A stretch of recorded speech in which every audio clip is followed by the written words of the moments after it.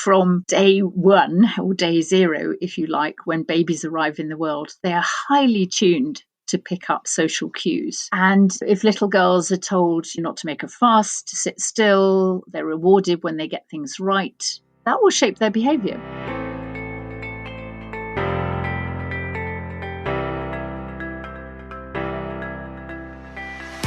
Hello, welcome to The Story of Woman, the podcast exploring what a man-made world looks like when we see it through her eyes.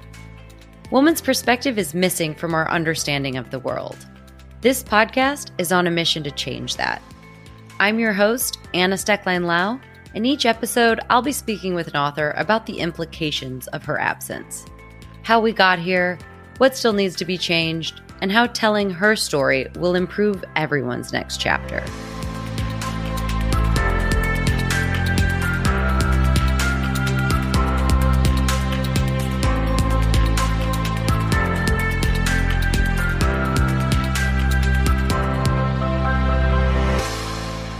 Hello, friends. Welcome back, and thank you for being here. Today, we are talking about the latest organ that has been blamed for women's inferior position in society, the brain. And I say latest because, as we will see with the upcoming episode with Eleanor Cleghorn, who wrote Unwell Women, this is not the first organ to be blamed, just the most recent.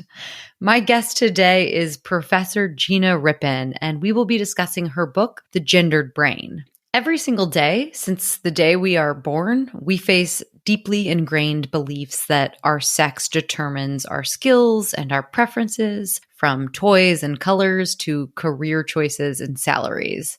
So girls prefer Barbie over Legos, and women can read emotions, but they can't read maps, and only old white men can be scientists. Obviously, I'm being a bit facetious, but these stereotypes and beliefs have so much history and are so pervasive that they continue to inform and shape our world. I mean, as Gina points out in her book, even Charles Darwin, the author of one of the most important scientific theories, had these views about half the population he was studying. He said, quote, "The chief distinction in the intellectual powers of the two sexes is shown by man attaining to a higher eminence in whatever he takes up than woman can attain, whether requiring deep thought, reason, or imagination, or merely the use of the senses and hands." And Charles not only thought women were inferior and less evolved than men, but also that any attempt to expose women to education or independence could damage the process of evolution. So it's no wonder these myths continue to linger when such an influential person held these beliefs not very long ago. But using the latest neuroscience and hundreds, if not thousands, of research papers to back it up, Professor Gina Rippon unpacks the stereotypes that bombard us from our earliest moments and shows us how these messages mold our ideas of ourselves, about each other, and even shape our brains accordingly.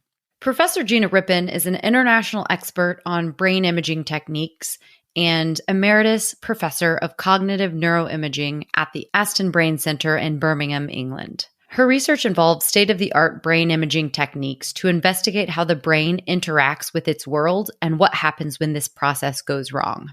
She currently works in the field of autism spectrum disorders, where she is a part of a team investigating abnormal patterns of brain connectivity. And she is an outspoken critic of neurotrash, which is the populist misuse of neuroscience research to misrepresent our understanding of the brain, and most particularly to prop up outdated gender stereotypes.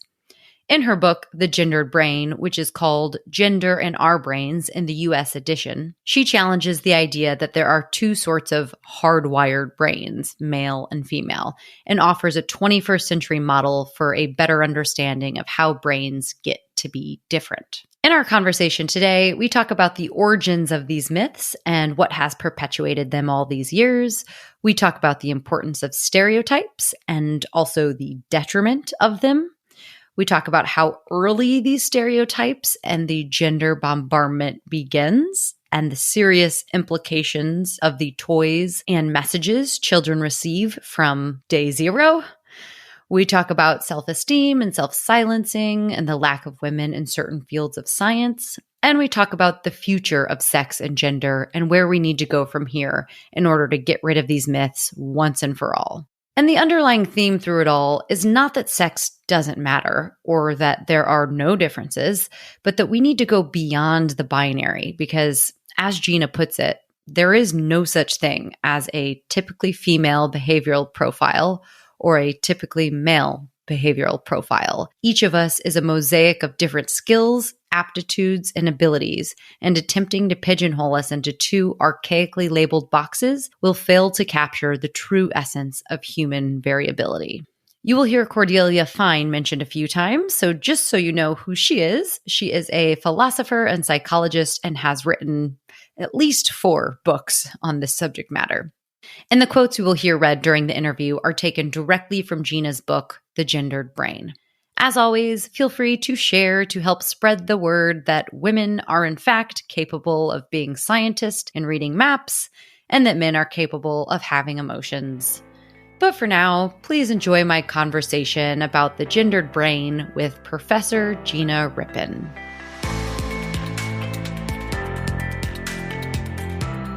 This episode is supported by Virginia Mendez, a feminist author, public speaker, and co-founder of The Feminist Shop. The Feminist Shop is an ethical brand that covers all bases to fuel your feminism. From free content and resources to over 400 book titles and a large selection of ethically produced apparel and gifts to make statements and start conversations, all while giving back to associations. Virginia has written 2 bilingual children's books, one inviting kids to challenge gender stereotypes, and the other one opening the conversation about consent. And she is in the middle of promotions for her first parenting book, Childhood Unlimited: Parenting Beyond the Gender Bias. It's full of tips, information, and tools to free our kids from the limits of bias. You can find links to the shop and Virginia's work in the show notes and on the Story of Woman website. Hello, Professor Gina Rippon. Welcome. Thank you so much for being here. Thank you very much for asking me. It's great to have you. So it seems pretty unfathomable that we would be sitting here in 2022 about to have a conversation about if the brain inside a woman's head makes her incapable of leading a country, becoming a scientist, or reading a map. Is this really still a thing that people believe? I'm afraid it very much is still a thing. It's certainly unconsciously a thing, and sometimes consciously. So sometimes there's kind of public outbursts about, Google wasting its time educating women to be Google engineers or something. But I think there's clear evidence that this belief still informs a lot of attitudes towards females or males, indeed, and also attitudes of self-belief as well. Yes, which we will definitely be getting into. Well, I hope anybody who does still believe this to be true reads your book because it was fantastic, very thorough, and well evidenced, as you might expect from a neuroscientist, and very funny. You're a very funny neuroscientist, which I guess makes you 2 things that women supposedly can't be: funny and a scientist. So you yourself are just shattering this myth. So the subtitle of your book is The New Neuroscience That Shatters the Myth of the Female Brain. I want to start there by having you define for us, what do you mean by the female brain, and what is this overarching myth that persists about it? Well, that's a good question, because in fact, if you start to unpick the terminology, sometimes you can get towards the answer that way. The idea of the female brain really goes back to the end of the 18th, beginning of the 19th century, when there was a very strong belief right at the beginning of research into the role of the brain in human behavior and human society, that there was clear differences between males and females, and those were couched in terms of the female being inferior because scientists worked backwards from the status quo, and indeed women had an inferior position in society. So the aim was to A, identify the female brain, and B, prove that it was inferior, because that then justified science's hunt the difference agenda, if you like. But what the story really is that whatever it is that made males and females anatomically different, because at that stage they didn't have access to genotypes or know about hormones, whatever it was that made males and females anatomically different also made their brains different. And those different brains actually had a different portfolio of skills and attitudes and personalities, which then gave them a predetermined, predestined place in society. So the female brain, was an anatomical reality to early researchers. All right. And I guess the myth that exists about it is essentially that is what gives women their inferior status in society. Yeah. Well, bearing in mind that all these original theories, which actually still, you don't have to look very far, inform a lot of thinking, both inside and outside science, I would have to say, were arrived at before scientists had access to the brain. So you could look at dead brains, you could, weigh them or cut them up or whatever, or you could look at the consequences of disease or damage and conclude what was involved in language or movement, or etc., by the effect of those damage. But you couldn't actually look at an intact living human brain and an intact living human. So I think that's an important thing to remember, in that these theories arrived before we had proper access to the brain. That raises an interesting point. Your book started in the 18th century because you said that that's when they kind of started to look to the brain, not necessarily at the brain, to explain women's inferiority. But before that, these same scientists and philosophers, they might not have been thinking about the brain, but they were looking at other parts of a woman's body to place blame on her inferiority, whether that was the hysterical uterus or their nerves or their hormones, which your book gets into a bit. But it seems like there's just always something that the medical and scientific community are trying to use to prove this predetermined conclusion. Exactly. Yes. As you say. Yeah, if you look at the history, it seems to be quite a determined effort to weaponize women's biology against them, to draw conclusions about mood changes and the vulnerabilities that the ability to bear children also brought. So the brain was part of that story, but it became the most powerful part of the story. And in a way, not having access to the brain meant that, you could let rip, if you like, with more extreme theories, because although you dressed it up in some kind of scientific paraphernalia, so you could feel the bumps on the surface of a skull, or you could measure angles on the skull and draw conclusions about the shape of the brain inside the skull, it was clear that focus on the brain, as accepted as the core basis of human success, if you like, you needed, in a way, to prove that women had inferior brains, because otherwise you would have to be challenging the status quo and the existing power differentials. Yeah. And it wasn't just scientists, but neurologists, psychologists, philosophers, anthropologists, biologists. I was just kind of blown away by how many different fields were trying to prove this. Indeed, that's right. And psychologists, in the same way that the brain sciences were trying to prove that their beliefs were based on scientific reality. So they said, we can explain why society is structured in the way it is. And experimental psychologists were also trying to justify their existence, if you like. So they helpfully weighed in and produced, what I call their go-to list of well-known, in inverted commas, male-female behavioral differences. Again, with the assumption that this was something to do with the functioning of a brain that they weren't able to look at, but were able to speculate that there was an association between a particular kind of brain and a particular kind of behavior. And now that we can look at the brain, can you summarize for us why you wanted to write this book? What is your kind of main argument that you present in the book? As you mentioned at the beginning, the subtitle talks about the new neuroscience. And I think, as I was practicing neuroscientist and using emerging neuroscience brain imaging technologies to address particular issues, as it happens in developmental disorders, but what I was interested in is how brains get different, which almost invariably then draws you into the kind of male-female debate. It was really saying that neuroscience has new things to say about the brain. And this means that we should revisit these old questions, these old certainties, see if we know what truth remained or if any. We need to use this new science better, because the answers that have been come up with, we need to challenge those, because if we look at the research findings, they're not consistent. So that was part of it.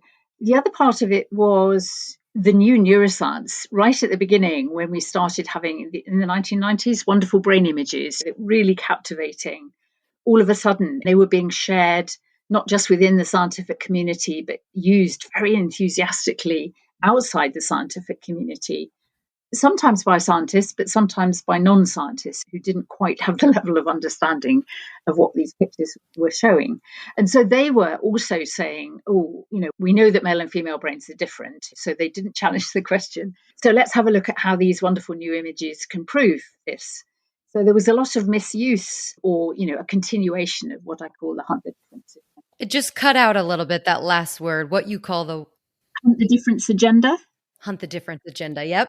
So it was part of the whole package that these new images became the new thing, and any discipline wanted to put neuro in front of it. So you've got neurophilosophy and neuroaesthetics and neuro anything. And therefore, neuroscience started to get a bit uneasy and say, actually, that's not quite what we said. And you need to be aware that these images aren't quite what you think they are, etc. So that was another part of the book, to say this misunderstanding has very profound effect on this male-female debate. In particular, that we need to challenge this, because it's not just a question of anatomy. We're not just trying to find what bit it is that would tell me or anybody that a brain comes from a man or the brain comes from a woman. We're asking the question because we want to know about gender gaps, and if we're parents, does a female child have a different brain from a male child? And should you therefore treat them differently, expect them to do things differently, encourage them to do things differently? So there's lots of kind of real life applications. And a lot of it was just, I got fed up with shouting at the radio. You're driving along and somebody comes along with, neuroscientists say, and you say, no, they don't. So, I thought, put your money where your mouth is and write a book and say what neuroscientists really say.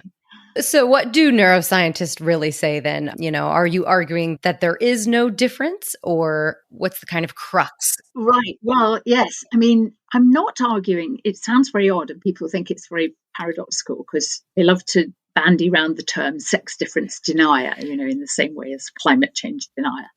So I and people like me are labeled as sex difference denier. I'm sure there are sex differences in the brain. The argument has, in fact, always been based on size of the brain as a whole, because there was the original story about men had, on average, and that's really important, probably should come back to that, bigger brains. So that's why they're superior. Because they have bigger organs, right? They're just bigger all around. Well, that's right. We now know, we've got 30 years of brain imaging data, and if you go through all of the data that's been collected in that time and check on the reliability and replicability of the findings, etc., there is nothing within the human brain with respect to different size structures, etc., which differentiates female brains from male brains, other than that, on average, male brains are bigger, but that's because males are bigger and their hearts, kidneys, livers, etc., are also bigger.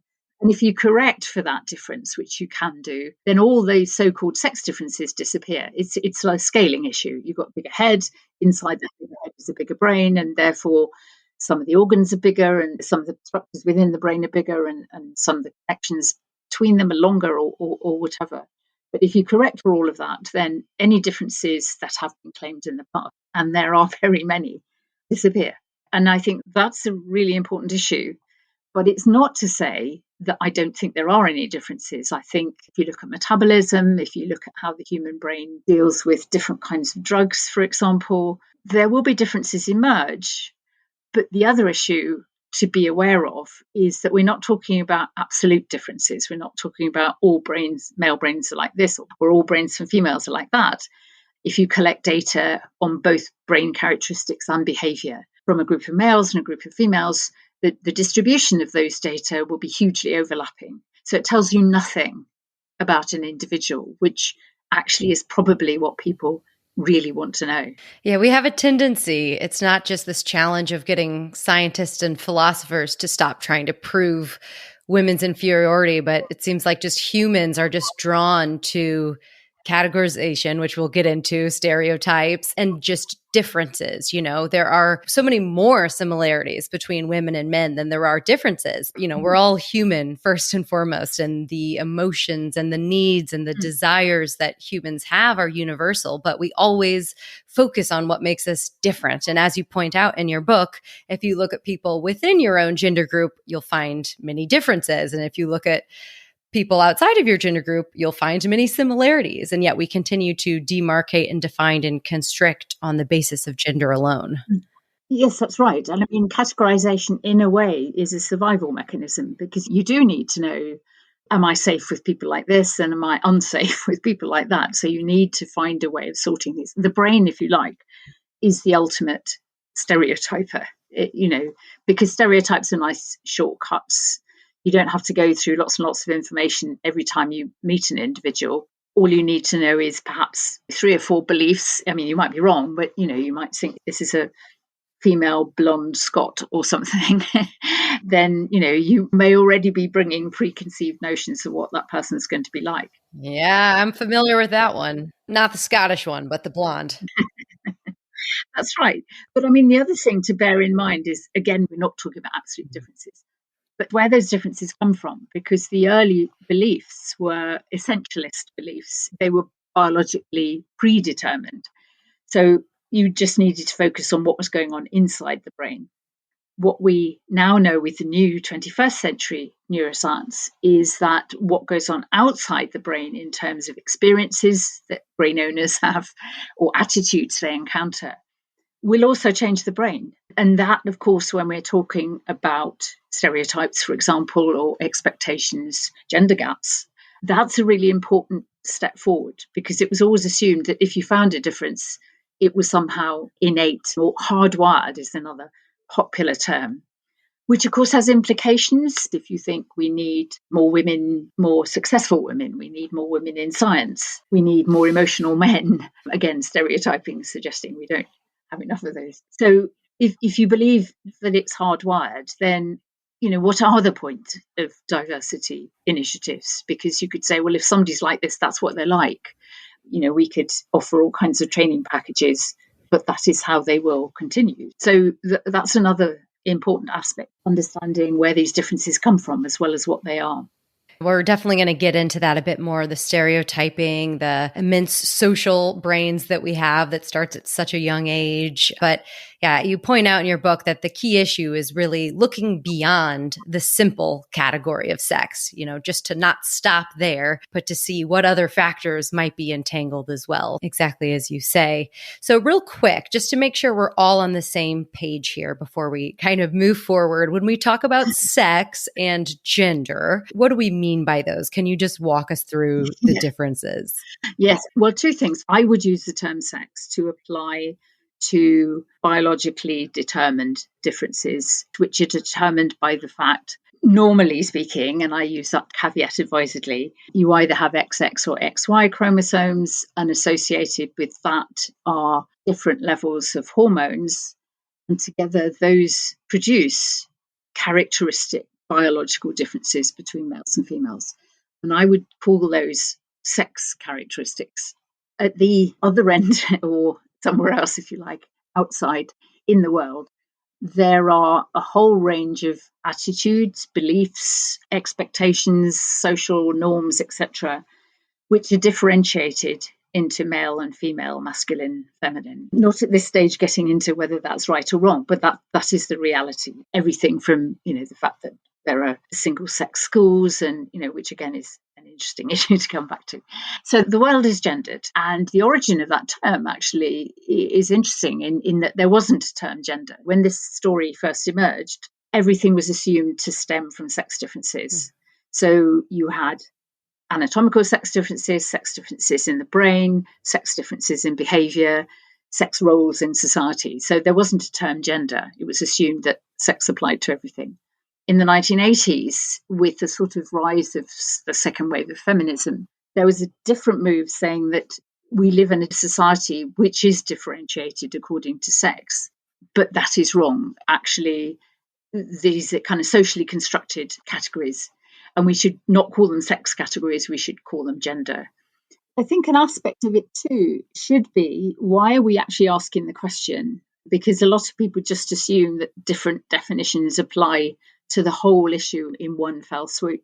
If you're asking about physical illnesses, for example, then why do more women have Alzheimer's than men? And why do more men have Parkinson's disease than women? So if you're looking at brain-based physical illnesses, then sex differences or sex influences are going to be important. If you're looking at sex or gender differences in mental health, much higher incidence of depression, for example, in women, or anxiety, much higher incidence of suicide in young men. So that's another level of questioning.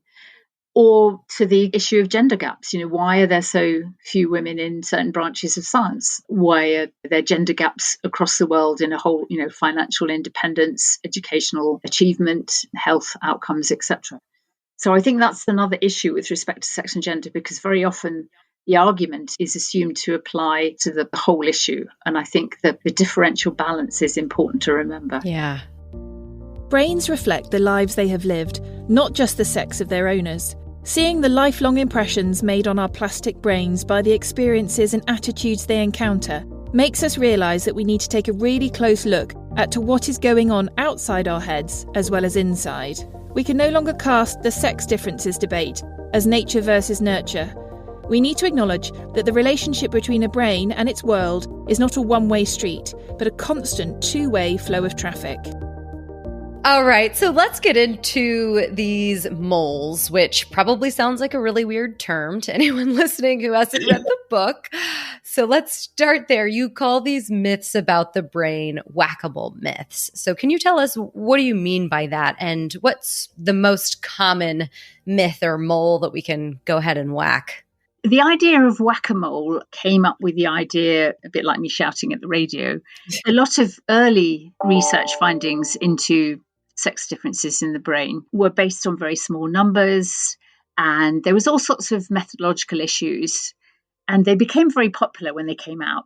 They informed pre-existing beliefs. So we have this amazing confirmation bias where if somebody proves something we already believe, we think that's fantastic. But if somebody shows something we don't believe, then there must be something wrong. So very early findings, for example, the idea that women process language with both sides of the brain and men process language with only one side of the brain, kind of fitted into what people already believed, thanks to findings from neuropsychologists and experimental psychologists. And so there are beliefs scientifically which become firmly embedded. And then somebody comes along and says, actually, that's not true. We've got new techniques. We've done a bigger survey. We've done a better controlled study. So actually, we've moved on from that belief. But unfortunately, that moving on within the scientific community doesn't always get mirrored in the public consciousness.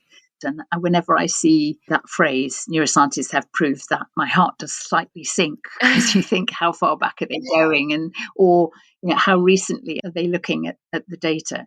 So these were the kind of moles, a bit like the fairground game, whack-a-mole, where a mole's head pops up through a hole in a board or something, and you whack it with a hammer, and then it pops up in another hole, etc. But anyway, the idea is that you never actually get rid of these things. They just pop up somewhere else, maybe in a slightly different guise. And that is so true of what goes on, particularly in the neuroscience of sex and gender.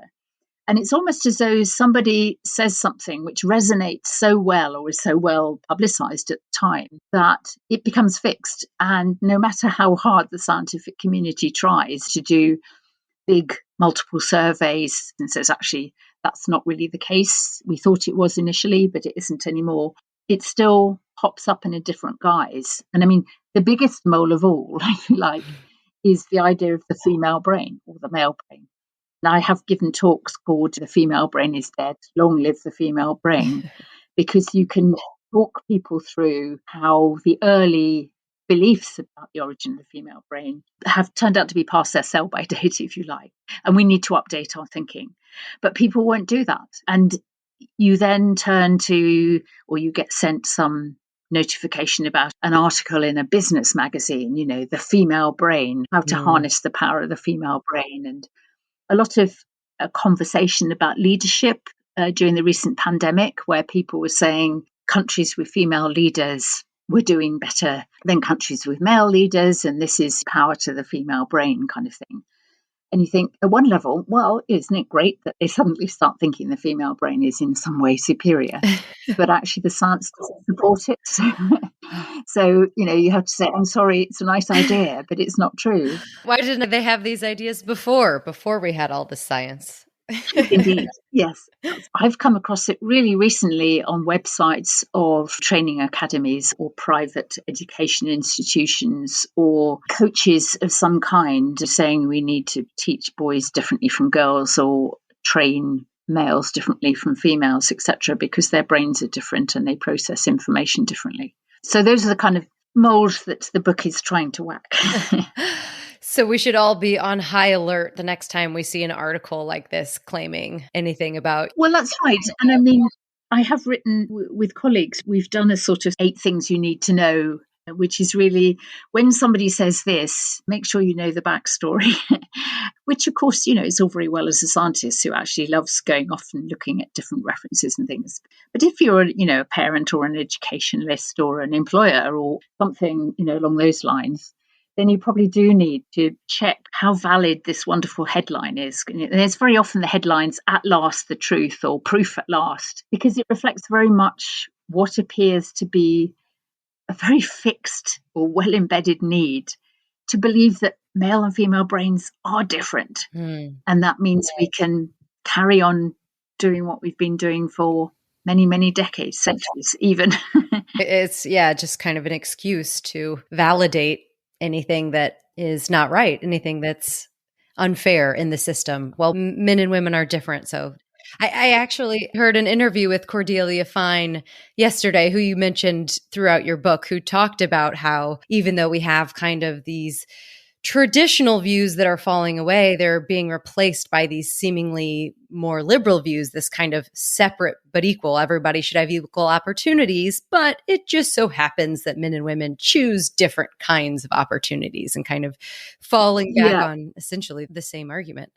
The issue of choice and preference, I find it very interesting because I'm passionate, as you probably picked up, about the underrepresentation of women in science. And the suggestion, certainly the early suggestion, that this was a competence issue. Women didn't do science because they couldn't. And now it's slightly shifted because we still have the gender gap.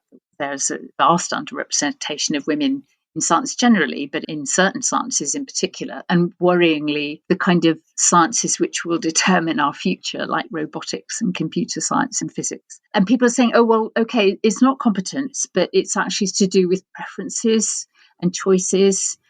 And these are, due to endogenous factors. I think I've seen it described somewhere as new entry in an old playbook, which again gives somebody free rein to say, well, let's not waste time encouraging women into science because constitutionally they don't want to do it. And we don't want science full of unhappy scientists. It's something people really want to believe, and it's a very difficult belief to shift. I mean, and probably what we need to do is say, actually, this would be a better way of looking at the human race. Dividing the human race into males and females has not proved a hugely informative enterprise so far. Yeah, so let's get into that more with scientists, because you did dedicate a good amount to this, and it kind of stems into the stereotypes. There's obviously the stereotype that all scientists are old, male, bearded, and bald. So can you help us understand— And white. And white, yes, and white. Yes. Can you help us understand, if it's not what is claimed by and has been claimed by others through the centuries, where do you think this gap comes from? If you look at countries who have the smallest gender gaps, like the Scandinavian countries and Iceland, proportionally, the underrepresentation of women in science in those countries is greatest. And you think that's a paradox. That can't be right, because science has leveled the playing field, and I quote. And this is where the idea is that despite this level playing field, women are still choosing not to do science. There must be some kind of essentialist, predetermined rationale behind it. And what I would say is that we really need to look at science and just check how level that playing field is. And what you're seeing is very much what people have already observed in business organizations or politics, for example, in that you get the maintaining of, people like working with people who look like them, or, who they feel comfortable with, etc. So, the basic origin for the lack of diversity in so many institutions, as well as, from early on, particularly in science, for example, once science became sort of professionalized, women were actually excluded, deliberately excluded, that Royal Society didn't allow women to be members for hundreds of years after its establishment, and things like the Nobel Prizes, etc. So I think what we're really saying within science is that there's all sorts of biases within science, which are exactly the sort of biases we know will affect the brain and how the brain functions and how comfortable somebody feels in their environment, if they belong or they don't belong, if their successes are acknowledged or underplayed or ignored. So I think that the observations about science perform a nice case study about how the outside world, or the culture within an institution, if you like, can have exactly the sort of brain-changing effects that different hormones or different synaptic patterns of connectivity can have.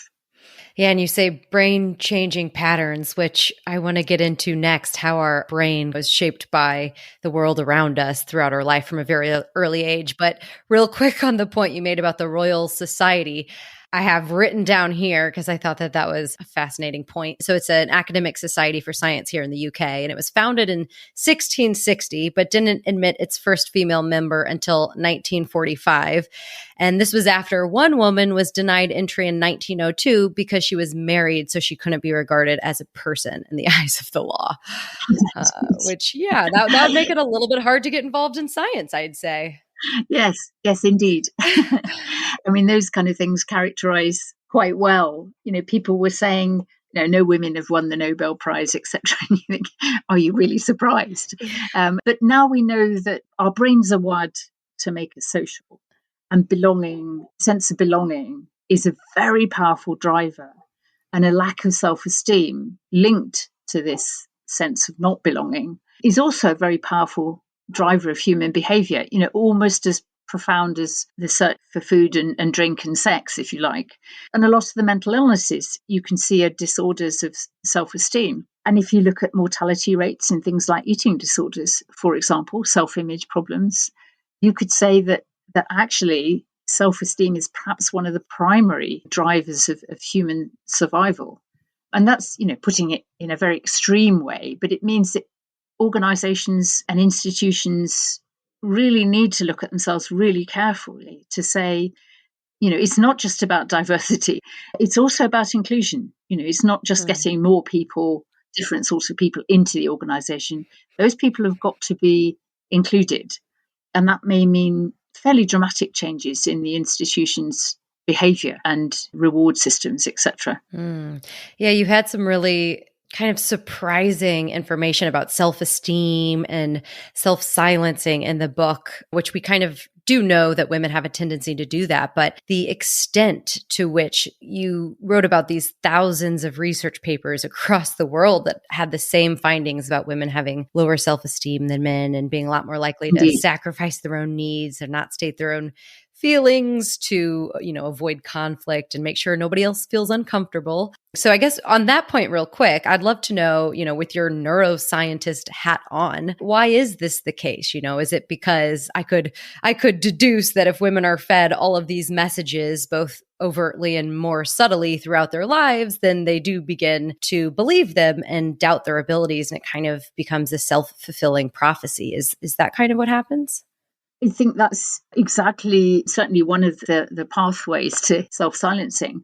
I mean, there's a great phrase, again, which I talk about in the book by Reshma Sojani, who founded Girls Who Code, who's very anxious about the underrepresentation of women in computer science, and so started making sure that schools had after-school computing clubs for girls, etc. But she has this phrase, we raise our boys to be brave and our girls to be perfect. And I think that sums up so much of the behavior and self-belief shaping power of gender stereotypes. I think that's a really important thing for people to be aware of, because you can get into arguments about toys and reward systems and things, and well, toys in particular, people roll their eyes and say, oh, why shouldn't little girls dress up as princesses and boys have all the construction kits, etc. And that is to do with the fact that from day one, or day zero, if you like, when babies arrive in the world, they are highly tuned to pick up social cues. And if little girls are told, not to make a fuss, to sit still, they're rewarded when they get things right, that will shape their behavior, because our brains desperately want to pick up the rules of behavior from the outside world to ensure that their owners fit in. And therefore, women, much more than men, are encouraged to be conformers, not to rock the boat, not to strike out on their own and be a wild card in the pack. And I think that's for me, something that people really need to be aware of. Yeah, that was definitely one of the most fascinating things in your book for me, was just how early we're influenced by our surroundings. Everyone assumes babies are these helpless little humans, but as you put it, you said that they are actually highly sophisticated, rule-hungry scavengers who, with their plastic, flexible, moldable brains, are focused much more than we ever knew on learning the rules of social engagement in their world, and they start very, very early. One of the first, one of the loudest, and one of the most enduring social signals a baby will pick up on is about the differences between boys and girls, men and women. Messages about sex and gender are almost everywhere you look, from babies' clothes and toys, through books, education, employment, and the media, to everyday, casual sexism. We must remember that our children's developing social brains will always be on the lookout for the rules and expectations that go with being a particular member of a social network. You say babies come into the world with unfinished brains, and you call children gender detectives. So can you just walk us through a bit more of how we see this social brain evolve through childhood? And I guess the pink is for girls, blue is for boys. That was another whack-a-mole myth in the book. Yeah, indeed. Yes, that's right. The pink and blue tsunami. The key issue is, again, with respect to trying to explain to people that this essentialist argument is not the answer. People would say, well, children are gendered from such an early age. My little girl from the age of 3 or 4 always wanted to wear pink, and my little boy played with tractors. And there's always these stories about little girls are given a tractor and they tuck it into a cot and push it around in a pram, or boys cut their piece of toast into the shape of a gun or something. And so that's held up as a kind of gotcha type message. We're terribly open-minded and gender neutral, but our children fall neatly into these categories. And therefore, they must be predetermined. And I think it's because people didn't realize, because as you say, human babies are physically and cognitively actually very undeveloped when they arrive. But one of the key things for survival is that we need to be aware of our in-groups. Where's our food going to come from? Who's going to rescue us, etc. So you need to pick up very, very early on key features about the people around you. So within very early days of birth, children are responding differently to the sound of the human voice as opposed to an abstract sound, to the sight of their caregiver as opposed to a random individual, or to a face as opposed to a scramble image. So they're spotting differences from very early on. And of course, if the differences are given different kinds of value and are coded differently, that starts to emerge a bit later, but children are very good at it. So the whole pink and blue thing, with quite young children, you can take neutral objects like I think a melon baller and a garlic press, those kind of things for some reason. And if you paint them pink or blue and then give them to quite young children and say, which of these do you think girls will play with? Which of these do you think boys will play with? They will neatly sort them into pink for girls and blue for boys. So they've already cottoned on to this coding system that, particularly in the 21st century, I think is very profound. And I talk about gender bombardment in the 21st century. And I think there is a lot of it, a lot more of it, particularly because of social media and a kind of 24/7 information input. So people who look at little boys and girls and say, well, the little girls are always around the dressing up box and the little boys are always wanting to be racing around the playground. What you need to ask yourself is that true of all boys and all girls? And assuming it is means that, you might well be missing out on the quiet little boys who'd rather do dressing up, or the girls who'd rather be racing around the playground. And, has this sprung automatically, or could it be the response to how society treats them and what they're rewarded for? If little girls are rewarded for sitting quietly, then it's more likely that that's what they'll do. Whereas if it's assumed that boys will automatically run around more and make more noise, then that's more acceptable for boys to do. So they will pick up on that as well. Yeah. And when you see that 3-4-year-old running around doing that, they've already had 3-4 years of that socialization, which we don't really think about because we don't realize it starts so early, but they've already been exposed for years. Yes, that's right. And there's a study I talk about, which is up to the age of about 2, boys and girls will pretty happily play with whatever there is in front of them. Bearing in mind, of course, that certainly early on, they don't have a choice. They are given a toy to play with, so it's somebody else who's making the decision for them. And about the age of 2 is when boys start rejecting things that are pink, and girls are much more likely to play with dolls and things like that. So by the age of 2, children have already picked up on the fact that there's items that it's acceptable for them to want to play with, or items that it's not acceptable for them to play with. There was a survey done last year by Lego, which looked at the effect of stereotyping in toys. And one of the findings was that boys were much more likely to be discouraged from playing with toys which were in brackets for girls, who determines what's for boys and what's for girls. Whereas it didn't matter so much for girls. So there is an imbalance kind of built in to how the world works from a very early age. And it really matters. You wrote, this is a quote from your book, the kind of toys that children play with can have significant effects on the kind of skills they may develop or role play they will indulge in. So any process which narrows the choices for either boys or girls should be viewed with alarm. Yes, I think that's right. And I mean, the example I tend to use a lot is construction toys.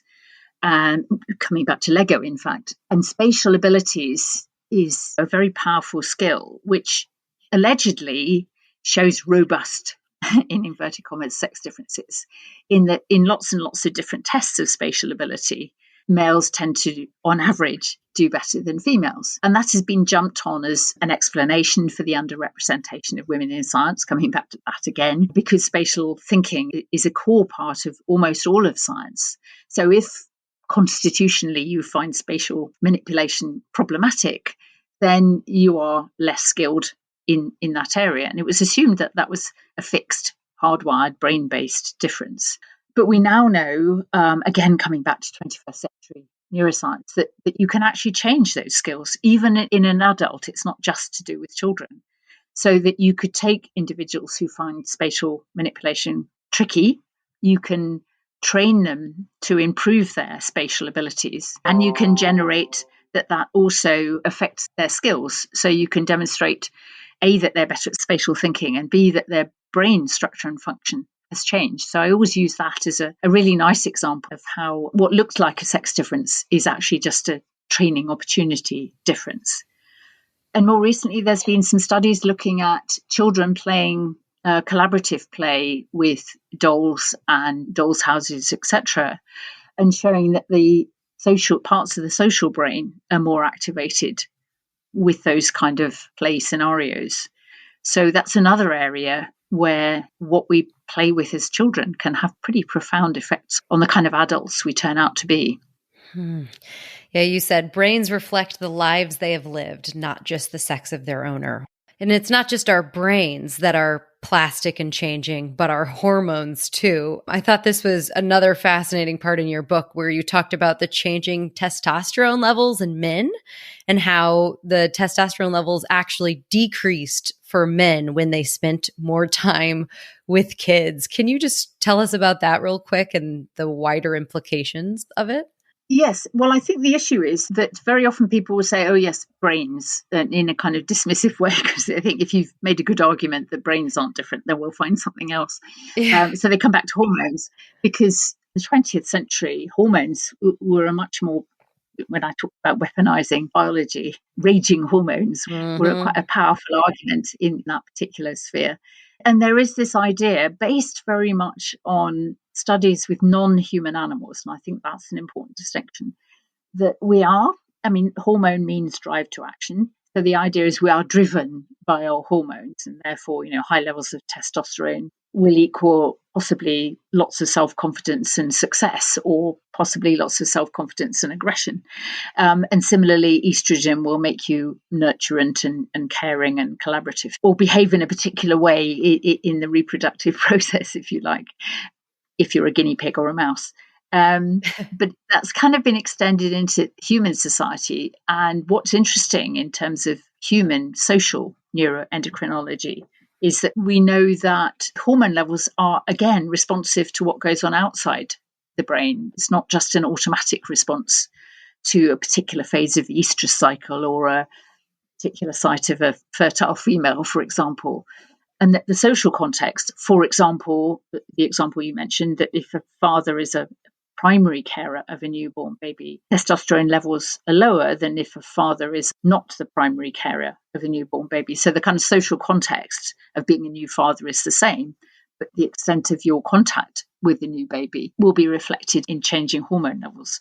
So it demonstrates that, again, rather like the brain responding to what's going on in the outside world, so do hormones. And I think that's important to remember in humans, because very often, and to come back to Cordelia Fine, again, she talked about in her book, Testosterone Rex, really unpicking the story behind testosterone being the profound driver of all sorts of differences in male behavior, and feeling that it's time to say that that story has outlived its usefulness, as Tyrannosaurus Rex, for example, is now extinct. So that's an important thing to remember. We're talking about human beings. We're not talking about guinea pigs and mice and zebrafish and things. Yeah, that was really an interesting point, because we don't think about testosterone levels kind of fluctuating like that in that way based off of our immediate environment. And yeah, that was very eye-opening. And speaking of men, a recurring segment of this podcast looks at all the ways these issues impact men. And now for Men Are Losers Too. In gender inequality, of course. These are not women's issues. These are everyone's issues. Because as long as women are held back from their full potential, so are we all. So I would love to know, how are men negatively impacted by this persistent myth, and what do you think they stand to gain by doing away with it? Well, the key issue for males is a bit like, to come back to we raise our boys to be brave and our girls to be perfect. The expectation that as a male, you will be courageous, independent, a leader, a success, etc., it's a very high expectation to live up to.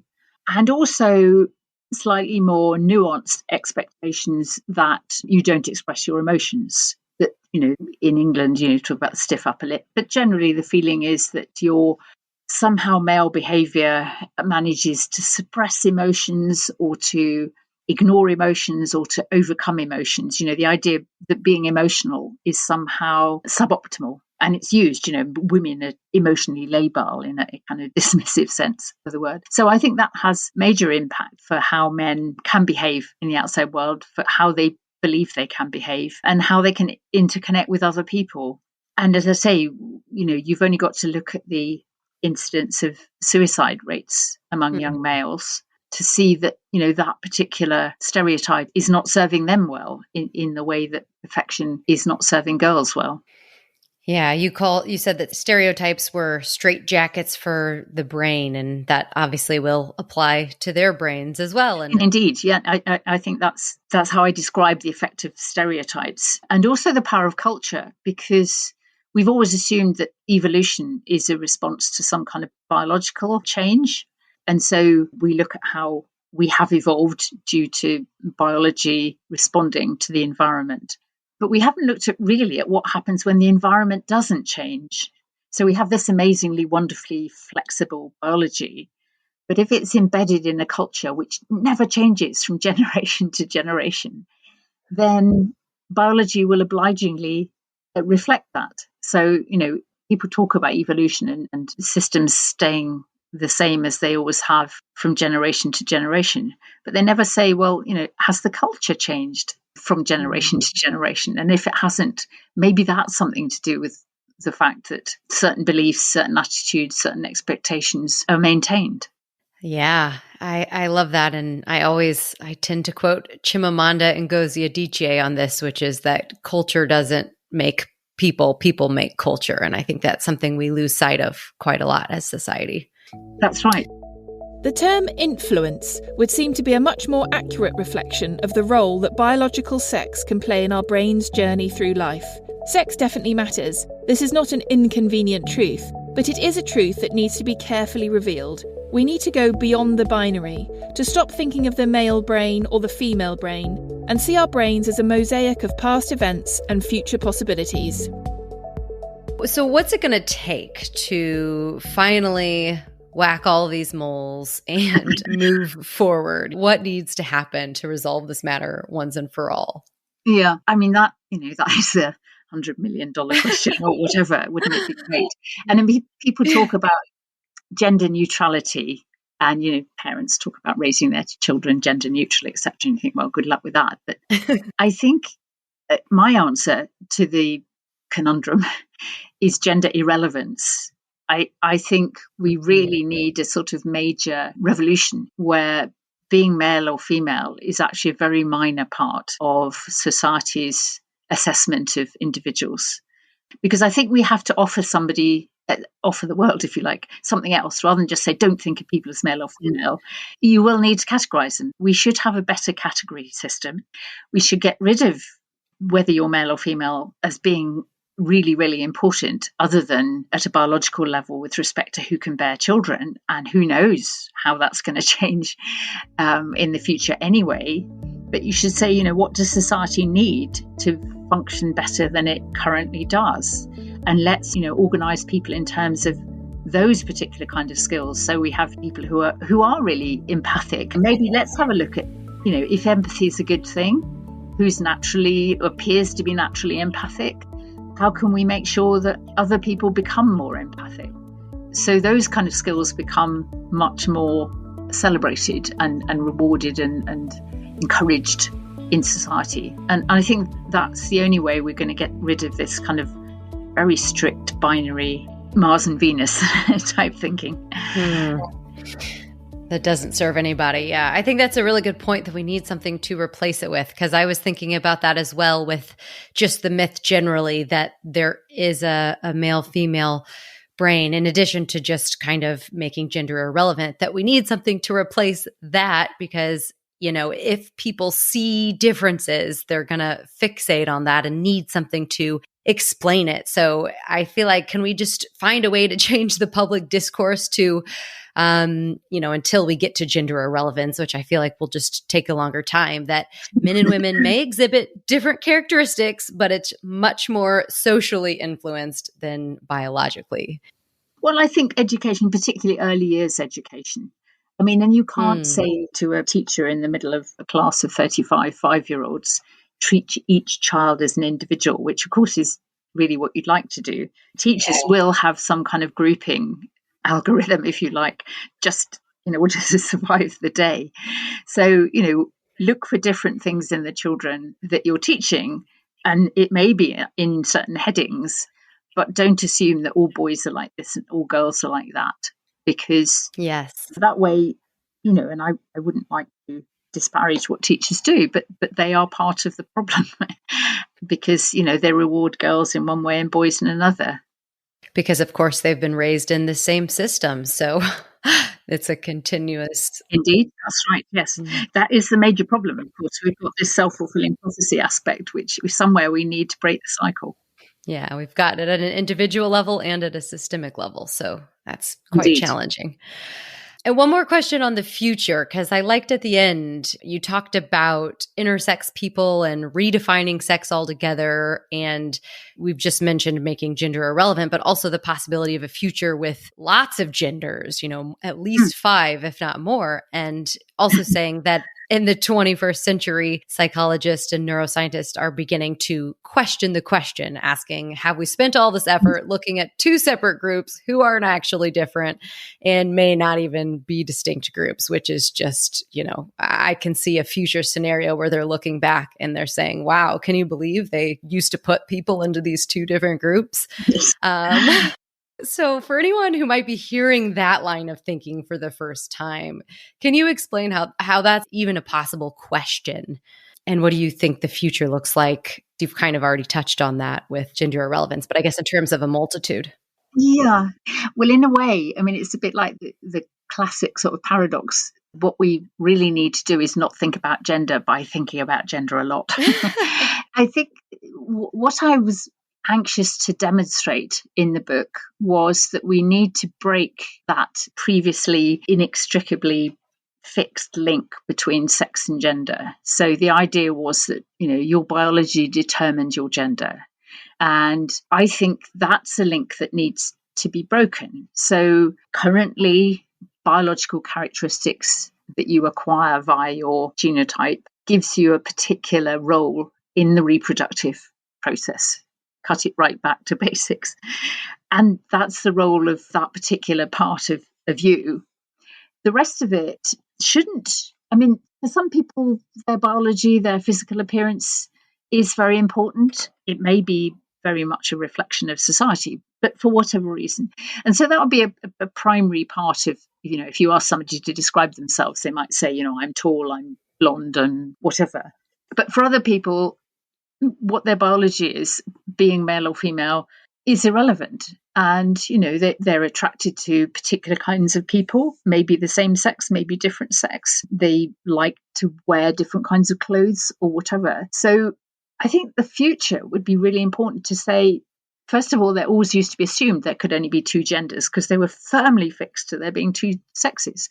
If you break that link, then there can be as many genders as you like. And I think that would be really important.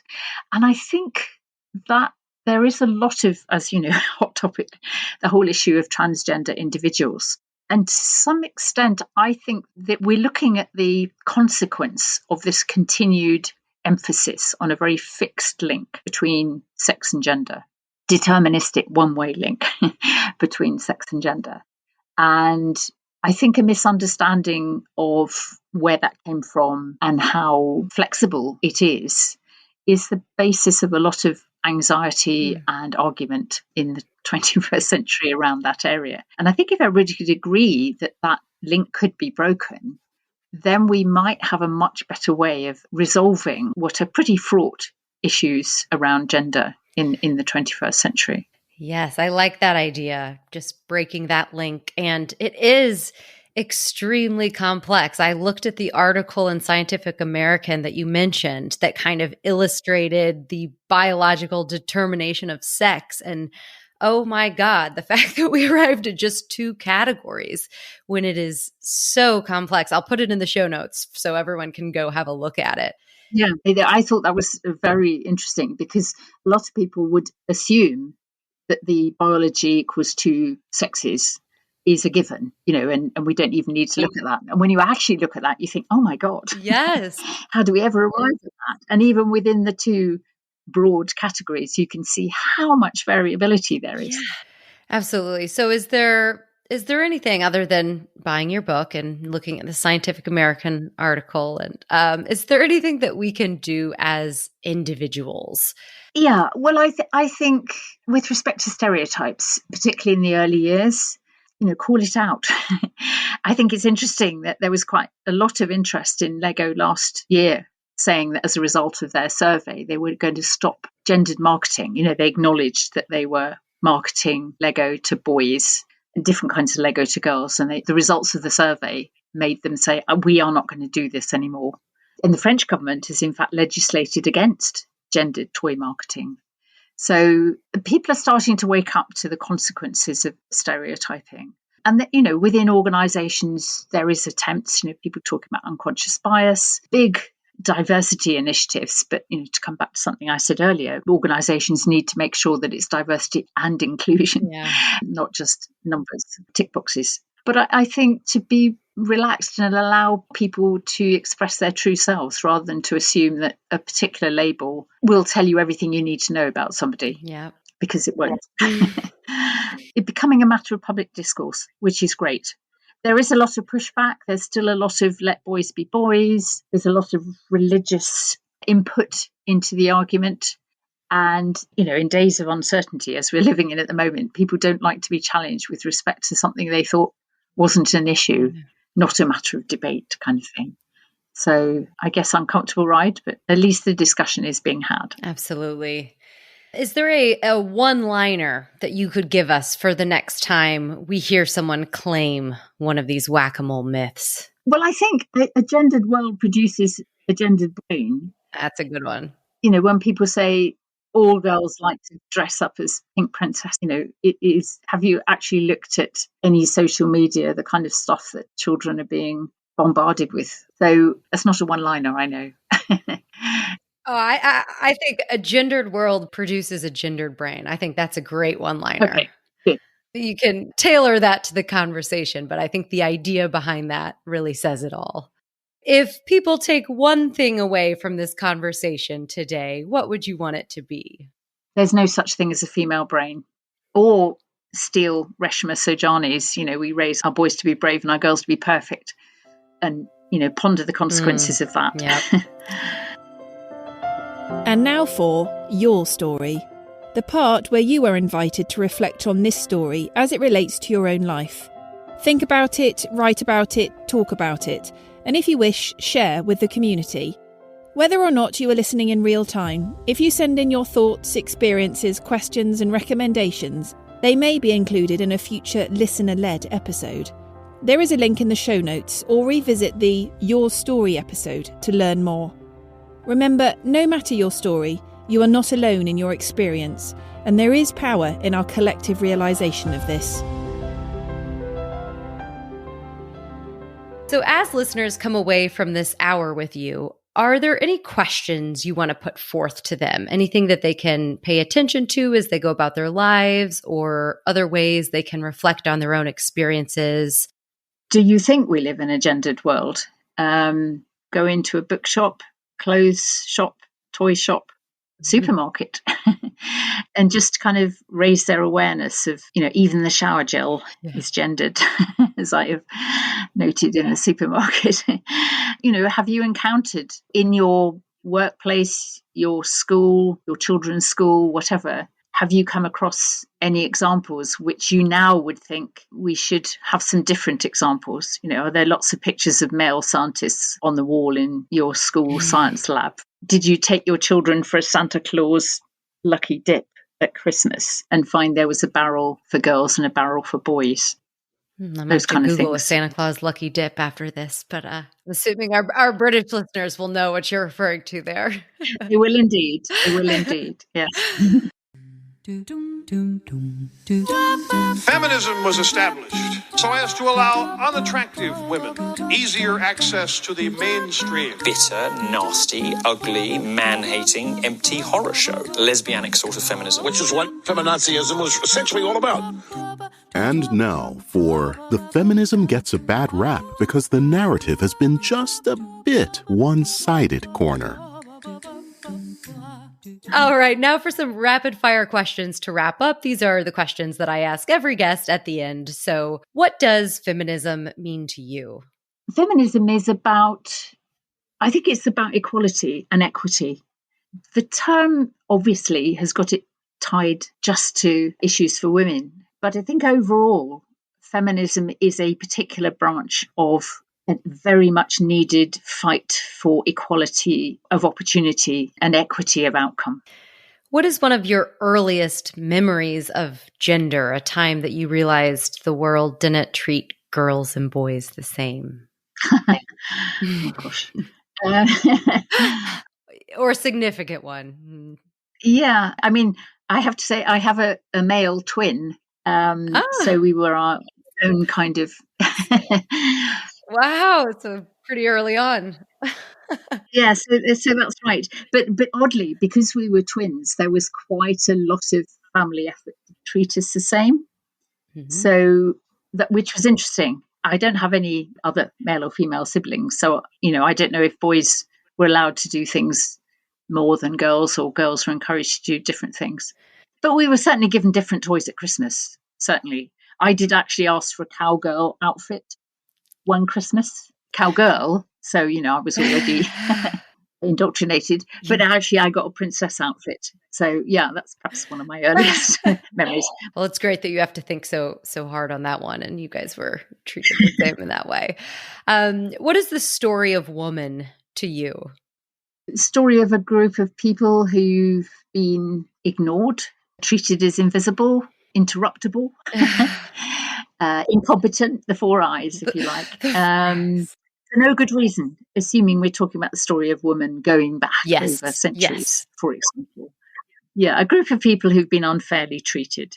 All right. And what are you reading right now? I'm one of those terrible people that have about 5 or 6 books on the go. And sometimes I get books sent to review. So what I'm actually reading at the moment is not actually published yet. So I'm probably not allowed to tell you about that's all right. You're reading a very new book. Well, we can leave it at that. A very new book.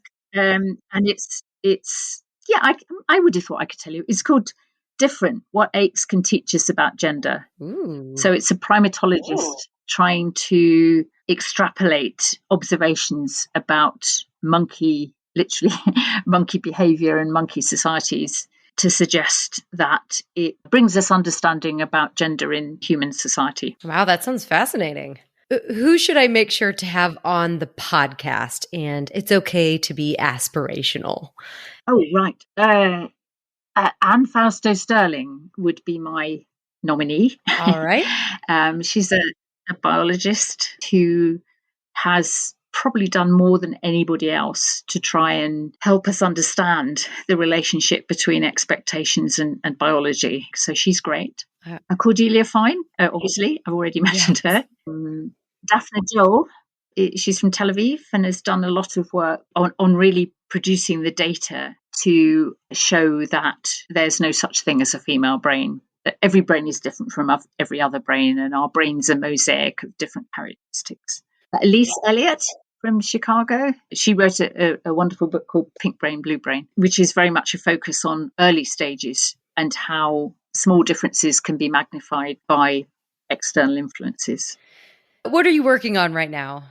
What I'm working on is potentially a second book, which is about gender and mental health issues, which is an extension of what I mentioned, about the much higher incidence of disorders such as depression and anxiety, self-injury, eating disorders among females, which is very often allegedly proof of some kind of biological vulnerability. But to say how might what goes on in the outside world produce those kind of problems as much as biological vulnerabilities. And it's tied a bit to the idea of, our culture is like a straitjacket. And so for some people, that straitjacket can be very harmful. Oh, well, maybe we'll get you back on here one day when that is out, because that sounds right up our alley. Excellent. And then last question, and this will be in the show notes as well, but where can we find you? I've got my own website, which is Gina Rippon, or oneword.com. My Twitter handle is at Gina Rippon 1. I don't do Facebook, and I'm not very good at LinkedIn. And I have a university website, obviously. So if you went to Aston University, you'd find me and my doings there. Amazing. Well, thank you so much for your time today. It was a pleasure. Good. I'm glad we sorted out the early technical problems. Yes, we persevered. So thank you so much. It's been wonderful. Professor Gina Rippon. Thank you.